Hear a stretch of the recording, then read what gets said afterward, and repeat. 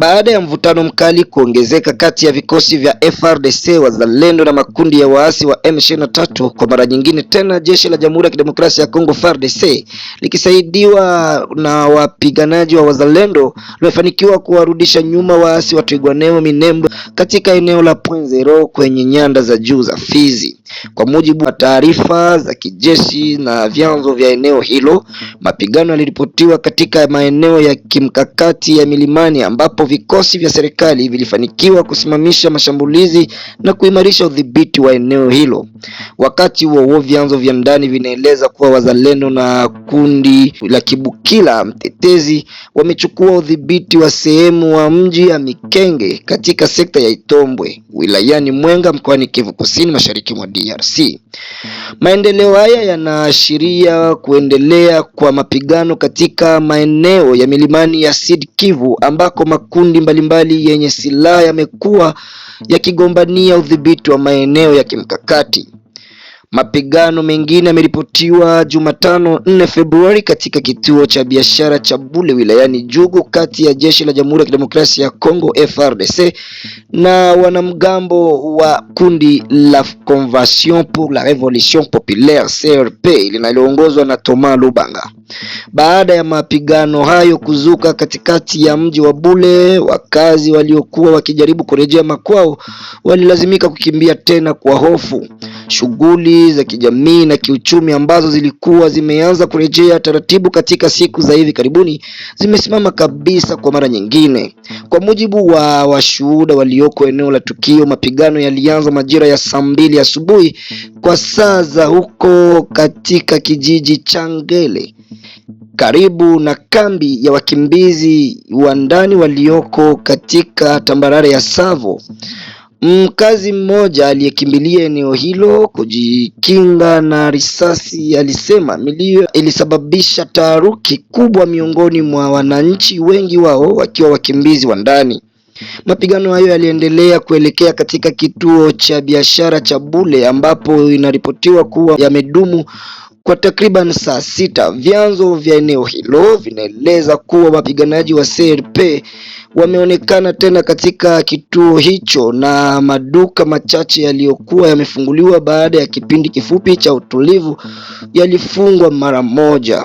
Mapigano mapya yametokea takriban wiki moja tu baada ya ziara ya pamoja ya maafisa wa FARDC na ujumbe wa Umoja wa Mataifa nchini DRC MONUSCO katika eneo hilo. Ziara hiyo ililenga kuwahakikishia wananchi kuhusu ulinzi wa raia na kurejesha amani na imani kati ya jamii na vyombo vya usalama. Hadi sasa hakuna taarifa rasmi iliyotolewa kuhusu idadi ya majeruhi au vifo, na uongozi wa wanajeshi haujatoa tamko rasmi kuhusiana na tukio hilo.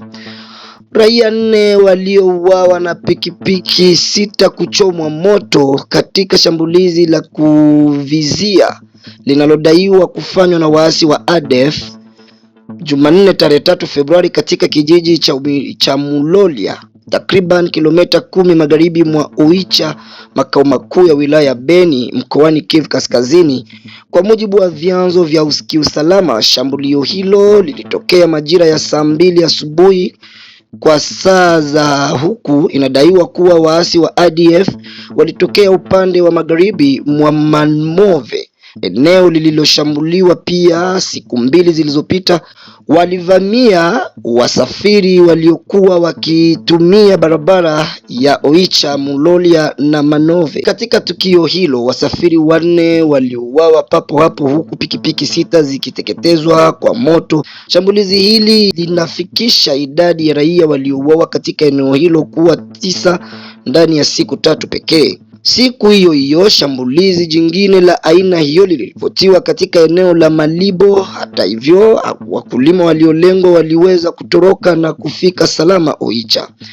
Kwa sasa usafiri umesitishwa katika sehemu hiyo ya barabara, huku mili ya waathiriwa ikipelekwa katika chumba cha kuhifadhiwa maiti hospitali kuu ya Oicha na vijana waliojitokeza. Tangu mashambulizi ya Jumapili tarehe 1 Februari katika eneo la Mamove, Mbingi na Vuhira idadi ya wakimbizi wanaokimbilia Oicha imeongezeka kutokana na hofu ya mashambulizi ya waasi wa ADF. Wakati huo naibu mkuu wa majeshi wa FARDC anayehusika na operesheni yuko katika ziara ya tathmini ya hali ya usalama katika eneo la Beni. Harakati za kiraia ya kupinga maovu kwa ajili ya Kongo MCLA DRC imetoa tahadhari kuhusu kile kinachodaiwa kuwa ni kuongezeka kwa wanajeshi na silaha za waasi wa M23 AFC RDF katika eneo la Sange na maeneo jirani. Kwa mujibu wa taarifa ya uratibu wa MCLA kupitia raia wanaodaiwa kuwa waangalifu wa eneo la Sange, inasemekana kuwa kuanzia usiku wa Jumatatu tarehe 2 Februari kati ya saa 2 na saa 3 usiku kulionekana harakati za kuimarisha vikosi na vifaa vya kivita.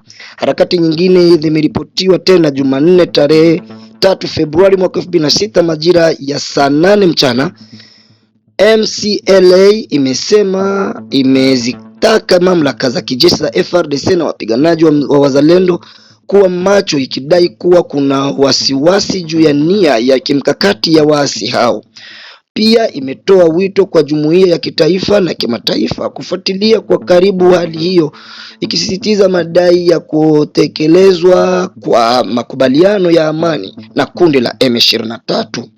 Aidha, harakati hiyo imeeleza kuwa ni licha ya hatua zilizotangazwa za kuwaondoa waasi katika mji na wilaya ya Uvira, bado kuna madai ya vitisho vinavyoendelea katika Uvira pamoja na nyanda za juu za Fizi na Uvira. MCLA imewahimiza wakazi wa kando Kabunambo na maeneo ya karibu kuripoti harakati zozote za waasi kwa vyombo vya usalama ili kuruhusu vikosi vya FARDC na wazalendo kuchukua hatua stahiki. Kwa mujibu wa MCLA, hali ya usalama inahusishwa moja kwa moja na mgogoro wa kibinadamu unaoendelea katika kambi za wakimbizi wa ndani, ikisema kuwa kurejea kwa wakimbizi kunategemea kuwepo kwa mazingira salama na thabiti.